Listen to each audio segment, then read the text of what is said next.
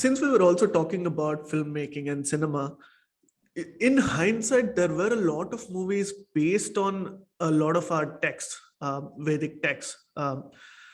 Today, it is almost impossible, especially the Bollywood people say that to make a movie on, say, Mahabharata or Ramayana, because it is under such heavy scrutiny from the Hindu writers, what they say.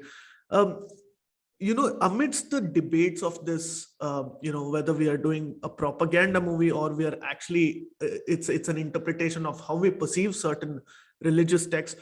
Where do you draw a line between distortion and perception, or say interpretation for that matter? Who is right and who's wrong? There is no right and wrong. Cinema is all about storytelling. You tell people the story you like. Whether they like it or not depends on how much you're committed to your story. So if you're telling a lie, you can't say it with commitment.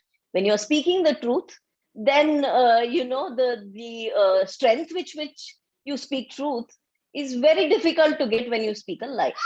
I will tell you my own experience as an actor. See, today I am treated as this actor who speaks well, and who's very subtle and bada natural. She's a sahaja nati. She acts very naturally. She doesn't do she doesn't over dramatize, so on and so forth.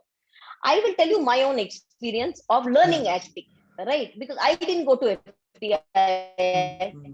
I didn't go and learn Shakespeare in theater, right? I don't know anything about Aristotle and whoever else. Right. Where did I learn acting then? Or the art of express? I was taught dance as a child. So perhaps I'm in that sense also very Hindu and indigenous. No? I am not a West school trained actor, right? Which most people are, or which most of our so-called serious actors are. For me, to express joy, right? Or to express Sringara. Sringara to me is the story of Rama first seeing Sita. He looked at her and said, "Oh, what a beautiful girl." So to me, love is that. It's not Romeo and Juliet. To me, if you say anger, when Rama killed Ravana, that is anger for me, Or if you say valor, then Rama lifts that bow, Shiva Dhanusu, tries to string it, and it breaks. So when it breaks, that is valor. So the idea of understanding emotions comes from my stories. So my expression is a reflection of that. You understand? I don't know, maybe all this is too nuanced for non-actors, but for actors, I think it's important, because my benchmark of Dwandva, for example, is Kamsa, He doesn't know whether to kill that nephew of his or not. It's not Macbeth. You understand? Absolutely. So that's how I look at it. And when you say Bollywood, if you ask me, it's Bollywood versus Southern cinema. I'll tell you why. I think Southern cinema, whether it's Kannada, Tamil, Malayalam, Telugu, we have held on to our roots. Who are our great actors? I'll give you the examples. Dr. Rajkumar is the biggest matinee idol of Kannada. So you're actually affirming this, because a lot of people have said this in theory, that they genuinely respect the South cinema because they're much more rooted than Bollywood is.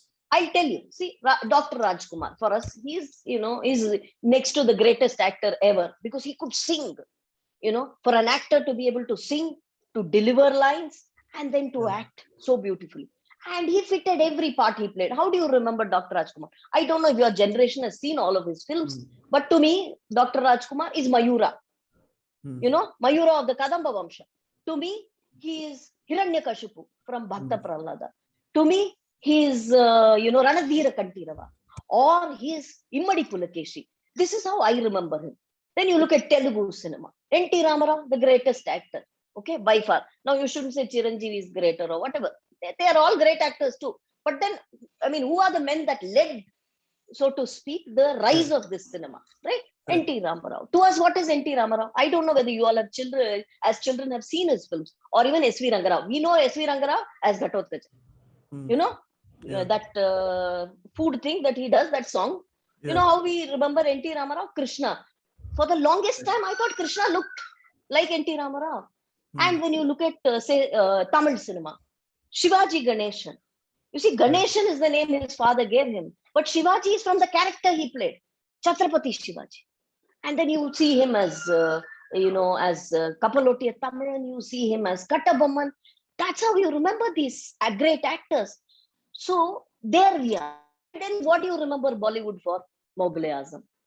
It beats me, Sharath. My heart aches when I think that probably the earliest people of Hindi cinema, forget today. Today, it's 75 years, Amrit Mahotsav. So, today's Indians are different. But those who started this so-called Bollywood cinema, a lot of them came from West Punjab, Pakistan. Yes, those days during partition, they had to leave their lives and come here.